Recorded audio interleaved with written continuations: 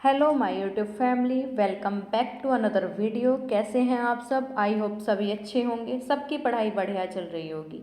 सब पढ़ भी रहे हो या फिर ऐसे ही टाइम वेस्ट कर रहे हो अपना। तो चलो हम अपना बिना टाइम वेस्ट किए अपनी क्लास को स्टार्ट करते हैं। आज हम लेके आए हैं 2019 में जो हमारा सीटेट का पेपर हुआ था उसके जो सीडीपी में 30 क्वेश्चंस आए थे उसके बारे में। ठीक है, अब बात करेंगे, क्वेश्चंस की तरफ ध्यान देंगे। और हाँ, एक बात और बता दूं मैं, क्वेश्चंस को सिर्फ देखना नहीं है, आप भी वीडियो पॉज करके क्वेश्चंस का आंसर देने की कोशिश किया करें, जिससे कि आपकी जो स्किल्स है वो डेवलप हो सके, आपको पता लग सके कि हाँ आप कहाँ पर स्टे हो रहे हो। ठीक है, और भाई मुझे कमेंट बॉक्स में कमेंट करके बताना कि आपके कितने क्वेश्चन सही हैं आउट ऑफ 30। चलो स्टार्ट करते हैं अपनी वीडियो को। अब पहला क्वेश्चन क्या है, निम्नलिखित में से कौन सी प्रथाएं सार्थक अधिगम को बढ़ावा देती हैं? सार्थक अधिगम को कौन सी प्रथाएं बढ़ावा देती हैं? शारीरिक दंड? नहीं, दंड नहीं दे सकते हम बच्चे को, ये तो होगा नहीं। सहयोगात्मक अधिगम पर्यावरण? सहयोगात्मक अधिगम पर्यावरण, हाँ ये राइट ऑप्शन है। सतत एवं समग्र मूल्यांकन? सतत एवं समग्र मूल्यांकन का क्या मतलब है कि बच्चे को समय समय पर अधिगम के बीच जो कठिनाइयाँ आ रही हैं उनको आसानी से दूर कर सकें, ये भी होगा। निरंतर तुलनात्मक मूल्यांकन? नहीं, तुलना नहीं कर सकते हम, तो ऑप्शन गलत हो जाएंगे। तो इसका राइट आंसर क्या हो जाएगा हमारा? ऑप्शन नंबर बी और सी, यानी कि आंसर किस में है? आंसर है हमारा थर्ड ऑप्शन में, यानी कि सेकंड और थर्ड। अब नेक्स्ट क्वेश्चन की तरफ बढ़ते हैं। शिक्षक बच्चों की जटिल अवधारणाओं की समझ को किस प्रकार सहज कर सकते हैं? शिक्षक जो है वो बच्चों की जो जटिल अवधारणाएं हैं उनकी समझ को किस प्रकार सहज कर सकते हैं? अन्वेषण एवं परिचर्चा के लिए अवसर देकर? अवसर देकर, हाँ ये अवसर दे रहे हैं तो हो सकता है, एक बार इस पे स्टे करेंगे। नेक्स्ट पॉइंट पढ़ेंगे हम, एक व्याख्यान दे करके, इतना एक्टिव नहीं है, व्याख्या देंगे बच्चे तो एक्टिव नहीं रहेंगे उसमें, तो ये ऑप्शन तो होगा नहीं। प्रतियोगितात्मक अवसरों की व्यवस्था, प्रतियोगिता थोड़ी करानी है बच्चे की, ये ऑप्शन भी गलत है। नेक्स्ट क्या है, बार बार यांत्रिक अभ्यास के द्वारा? नहीं, ये सारे ऑप्शंस गलत हैं। तो राइट आंसर क्या हो जाएगा हमारा? अन्वेषण और परिचर्चा के लिए अवसर उपलब्ध कराकर। नेक्स्ट बात करेंगे, एक प्राथमिक विद्यालय की अध्यापिका बच्चों को प्रभावशाली समस्या समाधानकर्ता बनाने के लिए किस प्रकार से प्रोत्साहित कर सकती है? एक प्राथमिक विद्यालय की टीचर है, वो बच्चों को एक प्रभावशाली समस्या समाधानकर्ता बनाना चाहती है, तो वे उन्हें किस तरह से प्रोत्साहित कर सकती है? बच्चों को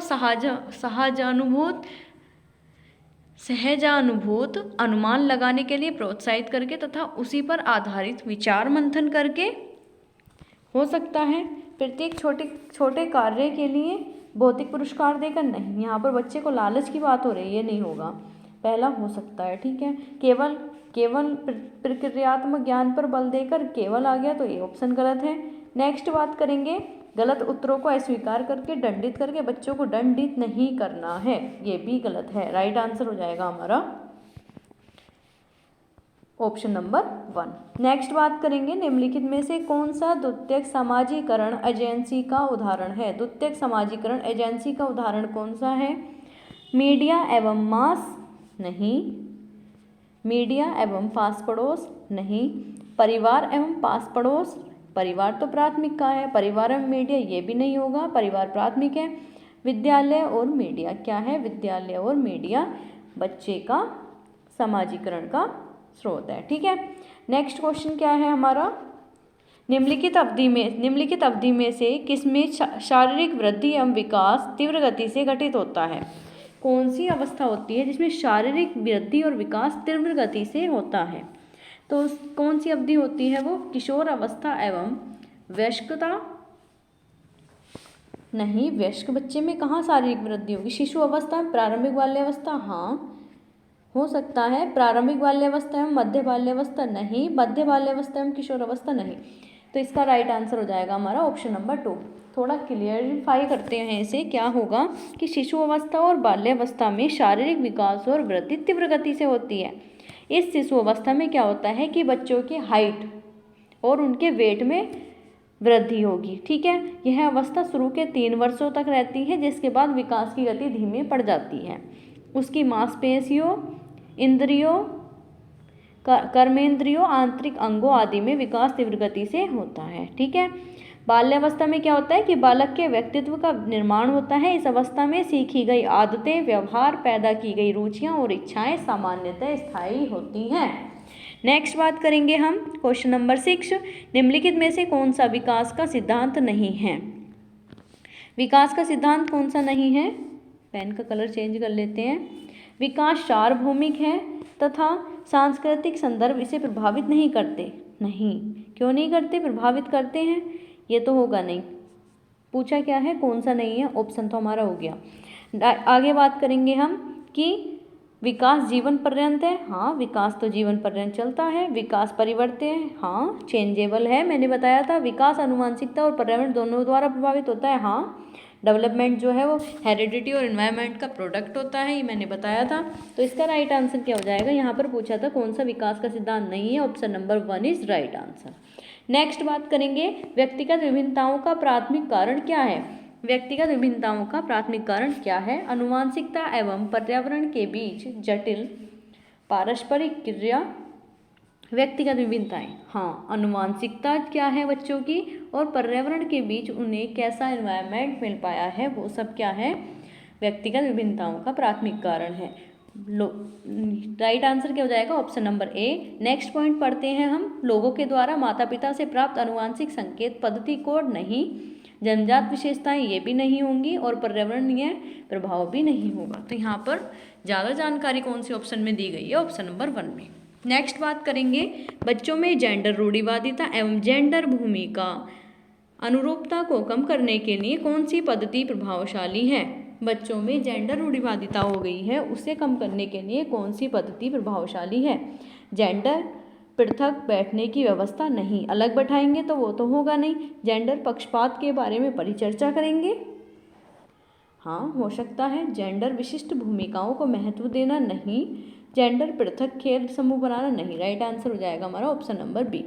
नेक्स्ट बात करेंगे हम क्वेश्चन नंबर 9, निम्नलिखित में से किस मनोवैज्ञानिक ने बच्चों को ज्ञान के सक्रिय जिज्ञासु के रूप में देखते हुए उनके चिंतन पर सामाजिक एवं सांस्कृतिक विषय वस्तुओं के प्रभाव को महत्व दिया। यहाँ पर 2 टर्म का यूज हुआ है, कौन कौन सी हैं, सामाजिक और सांस्कृतिक। किसने दिया है ये हमारा, सामाजिक और सांस्कृतिक किसने दिया है, लेव वाइगोत्स्की ने। लेव वाइगोत्स्की ने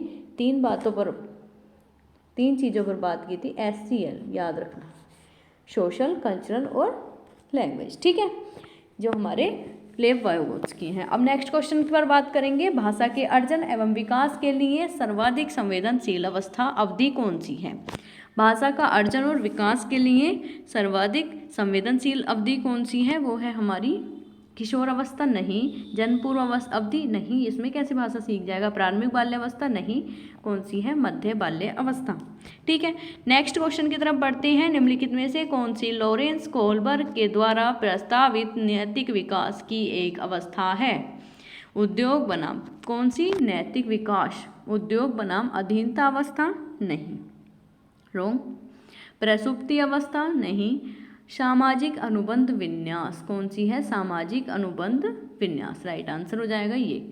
मूर्त संक्रियात्मक अवस्था, ये भी नहीं है, तो राइट आंसर क्या है हमारा, सामाजिक अनुबंध अभिविन्यास। क्वेश्चन नंबर 12 की तरफ बढ़ते हैं, कक्षा में परिचर्चा के दौरान एक शिक्षक प्राय लड़कियों की तुलना में लड़कों पर अधिक ध्यान देता है, किसका उदाहरण है। शिक्षक जो है वो लड़कियों की तुलना में लड़कों पर ज़्यादा ध्यान दे रहा है, तो वो क्या कर रहा है, जेंडर समरूपता दिखा रहा है। क्या कर रहा है, जेंडर समरूपता दिखा रहा है, क्योंकि वो लड़कियों की तुलना में लड़कों पर ज़्यादा ध्यान देता है। नेक्स्ट बात करेंगे, बच्चों के संज्ञानात्मक विकास के संदर्भ में कौन सी पियाजे की संरचना है। पियाजे की कौन सी संरचना थी, याद करो, स्कीमा। कौन सी थी, स्कीमा के बारे में जीन पियाजे ने बोला है। आंखें बंद करके इसे ऑप्शन को टिक कर सकते हो। नेक्स्ट क्वेश्चन की तरफ बढ़ते हैं, जिगजॉग पहेली को करते समय 5 वर्ष की, ये थोड़ा क्लियर नहीं चमक रहा है लेकिन मैं क्वेश्चन को बोल देती हूँ। जिगजॉग पहेली को करते समय 5 वर्ष की नजमा स्वयं से कहती है, पीला टुकड़ा कहाँ है। नहीं, यह काला नहीं, गाढ़े रंग वाला, जिससे यह जूता पूरा बन जाएगा। इस प्रकार की वार्ता को वायोगोत्स्की किस प्रकार संबोधित करते हैं? मतलब यह है, एक तरह से सोच लो कि 5 वर्ष की एक बच्ची है नजमा, वो खुद से बातें कर रही है, तो वो क्या कर रही है? वो आत्मकेंद्रित वाक नहीं, व्यक्तिगत वार्ता, व्यक्तिगत वार्ता, हाँ, जोर से तो नहीं बोल रही वो, पाठ ढांचे का तो यहाँ कोई मतलब ही नहीं है। राइट आंसर क्या है? व्यक्तिगत वार्ता। नेक्स्ट क्वेश्चन की तरफ बढ़ते हैं। बच्चों को संकेत देना, आवश्यकता पड़ने पर सहयोग प्रदान करना। बच्चों को संकेत दे रहे हैं, आवश्यकता पड़ने पर सहयोग प्रदान कर रहे हैं, बस इतना ही पढ़ने की जरूरत है। वो क्या है? पाठ ढांचा। ठीक है, नेक्स्ट बात करेंगे, निम्नलिखित व्यवहारों में कौन सा जीन पियाजे के प्रस्तावित मूर्त संक्रियात्मक अवस्था को विशेषित करता है? जीन पियाजे की मूर्त संक्रियात्मक अवस्था को कौन विशेषित करता है? प्रतीकात्मक खेल, विचारों की अनुत्क्रमणीयता नहीं, परिकल्पित निगमनात्मक तर्क, साध्यता विचार नहीं, संरक्षण कक्षा समावेशन, संरक्षण कक्षा समावेशन, हाँ, क्या करता है? संरक्षण कक्षा समावेशन। ऑप्शन नंबर 4 क्या है? अस्थगित अनुकरण, पदार्थ स्थायित्व नहीं। ऑप्शन क्या हो जाएगा इसका? ऑप्शन हो जाएगा हमारा 3। ठीक है, पियाजे की, अब इसमें क्या है कि पियाजे की इस अवस्था में 3 महत्वपूर्ण संपत्तियां विकसित कर लेता है बच्चा। कौन कौन सा? संरक्षण करना, संबंध बनाना और वर्गीकरण। किसी चीज़ों को देखता है वो उसका संरक्षण कर लेता है, उनमें संबंध बनाने लगता है, उनका वर्गीकरण भी करना सीख जाता है। नेक्स्ट बात करेंगे, आकलन का प्राथमिक उद्देश्य क्या करना चाहिए, क्या होना चाहिए? जब हम आकलन करते हैं उसका प्राथमिक उद्देश्य क्या होना चाहिए? रिपोर्ट कार्ड में उत्तीर्ण या अनुत्तीर्ण अंकित करना? नहीं। विद्यार्थियों के लिए श्रेणी निश्चित करना? नहीं। संबंधित अवधारणाओं के बारे में बच्चों की स्पष्टता तथा भ्रांतियों को समझना? हाँ, बच्चों को समझ रहे हैं, उनमें कहाँ परेशानी आ रही है वो होगी। विद्यार्थियों के प्राप्तांकों के आधार पर उनको नामांकित करना? नहीं। राइट आंसर हो जाएगा ऑप्शन नंबर 3। नेक्स्ट बात करेंगे, निम्नलिखित कथनों में कौन सा बुद्धि के बारे में सही है? बुद्धि बहुआयामी है तथा जटिल योग्यताओं का एक समूह है। बुद्धि क्या है? बहुआयामी है और जटिल योग्यताओं का एक समूह है। जटिल योग्यताओं का एक समूह है, हाँ, राइट आंसर है। बुद्धि एक निश्चित योग्यता? निश्चित नहीं है। बुद्धि को मानकीकृत परीक्षणों के प्रयोग से सटीक रूप से माप सकते हैं? नहीं। बुद्धि एक एकात्मक कारक और एकाकी नहीं। ऑप्शन क्या हो जाएगा? Option number A is right answer. Next question की तरफ बढ़ते हैं। नेक्स्ट क्वेश्चन है हमारा 19। रूही हमेशा समस्या के एकाधिक समाधानों के बारे में सोचती है, इनमें से काफ़ी समाधान मौलिक होते हैं। रूही किन गुणों का प्रदर्शन कर रही है? मौलिक है, आत्मकेंद्रित विचारक, ये रूही का कौन सा गुण है? आत्मकेंद्रित विचारक नहीं। सृजनात्मक विचारक कौन सा है? सृजनात्मक विचारक, क्योंकि वह सभी चीज़ों का सृजन कर रही है। नेक्स्ट क्वेश्चन है, शिक्षा का अधिकार अधिनियम तो 2009 में उल्लेख की गई समावेशी शिक्षा की अवधारणा निम्नलिखित में से किस पर आधारित है? जो समावेशी शिक्षा आई है हमारी 2009 में, वो किस पर आधारित है? मुख्यतः व्यावसायिक शिक्षा उपलब्ध कराना? नहीं। व्यवहारवादी सिद्धांत? नहीं। आसक्त बच्चों के प्रति एक सहानुभूतिक आवृत्ति? नहीं। अधिकार आधारवादी मानवतावादी परिप्रेक्ष्य? क्या है? अधिकार आधारित मानवतावादी परिप्रेक्ष्य। Right answer option number 4। Next question की तरफ बढ़ते हैं। शिक्षण अधिगम प्रक्रिया में वंचित समूह से संबंधित विद्यार्थियों के द्वारा सहभागिता कम होने की स्थिति में एक शिक्षक को क्या करना चाहिए? अगर बच्चों की सहभागिता कम है तो टीचर को क्या करना चाहिए? अपनी शिक्षण पद्धति पर विचार करना चाहिए। बच्चों की सहभागिता में सुधार करने के लिए नए तरीके ढूंढो? हाँ, राइट। बच्चों को विद्यालय छोड़ने के लिए कहेंगे? नहीं। स्थिति को जैसी है स्वीकार कर लेना चाहिए? नहीं। इन विद्यार्थियों से अपनी अपेक्षाओं को कम कर लेना चाहिए? नहीं। टीचर को अपने जो पढ़ाने के तरीके हैं उसमें चेंज करना चाहिए। एक समावेशी कक्षा में एक शिक्षक को विशिष्ट शैक्षिक योजनाओं को तैयार करने के लिए हतोत्साहित होना चाहिए? हतोत्साहित नहीं। तैयार नहीं करना चाहिए, गलत है। कभी कभी तैयार करना चाहिए? नहीं। सक्रिय रूप से तैयार करना चाहिए। Right answer option number 4। पठन वैफल्य बच्चों के प्राथमिक लक्षण क्या है? जो पठन वैफल्य रोग होता है बच्चों में, उनका प्राथमिक लक्षण क्या होते हैं? एक ही गति विषयक कार्य को बार बार दोहराते हैं? नहीं। न्यून अवधान विकार होते हैं, नहीं। अपसारी चिंतन पढ़ने में धारा प्रवाहिता, नहीं। धारा प्रवाह पढ़ने की क्षमता, वो धारा प्रवाह नहीं पढ़ पाते हैं। Right answer option number 4। Next question है संवेग और संज्ञान एक दूसरे से क्या है? संवेग और संज्ञान एक दूसरे से संबंधित नहीं है, गलत। पूर्णतः अलग है, गलत। पूर्णतः अलग नहीं है, स्वतंत्र है, नहीं। राइट आंसर सन्निहित है, एक दूसरे से सन्निहित है संवेग और संज्ञान। नेक्स्ट बात करेंगे संरचनावादी ढांचे में अधिगम प्राथमिक रूप से अवबोधन की प्रक्रिया पर केंद्रित है। जो अधिगम है वो किस पर केंद्रित है? याद करने पर तो केंद्रित है नहीं। देखो पहले निगेटिव ऑप्शन काट दिया करो। प्रबलन पर आधारित नहीं, अनुबंधन द्वारा अर्जित नहीं, अवबोधन की प्रक्रिया पर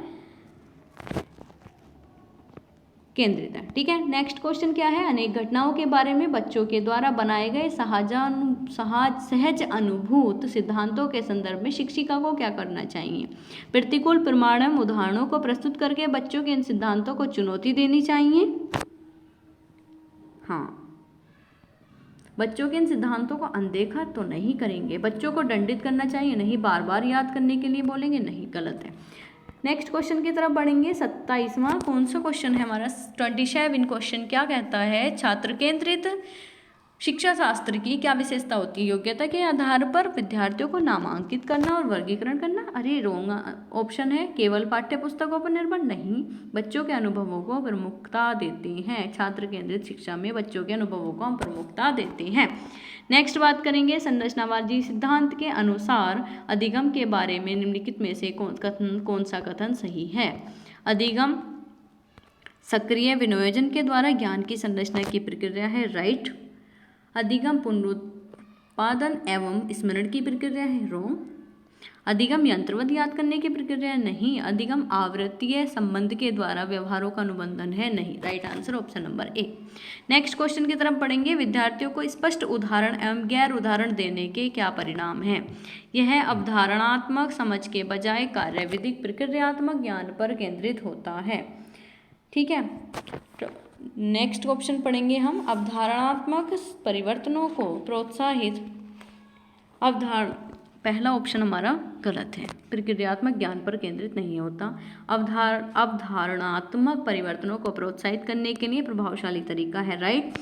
बच्चों के दिमाग में भ्रांतियां उत्पन्न करता है, नहीं। बच्चों अवधारणाओं की समझ में अभाव पैदा करता है, नहीं। नेक्स्ट और लास्ट क्वेश्चन क्या है हमारा? बच्चों को अधिगम गतिविधियों में भागीदारी करने के लिए लगातार पुरस्कार देना एवं दंड का यूज करने से क्या प्रभाव पड़ता है? अधिगम में बच्चों की स्वाभाविक अभिरुचि तथा जिज्ञासा कम होती है, राइट। क्या होती है? ये रुचि कम हो जाएगी। ठीक है, ऑप्शन, अरे ये क्या हो गया?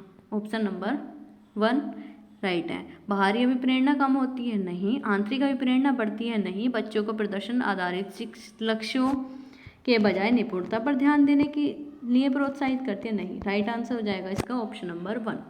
इसी के साथ हमारी आज की क्लास कंप्लीट होती है और हमारे पूरे 30 क्वेश्चंस कंप्लीट होते हैं। अगर आपको क्लास अच्छी लगे तो लाइक, शेयर और कमेंट जरूर करना और चैनल को सब्सक्राइब कर देना और प्लीज़ थोड़ा सपोर्ट ज़रूर करना, जिससे कि मैं अच्छा कंटेंट आप लोगों को प्रोवाइड करा सकूं।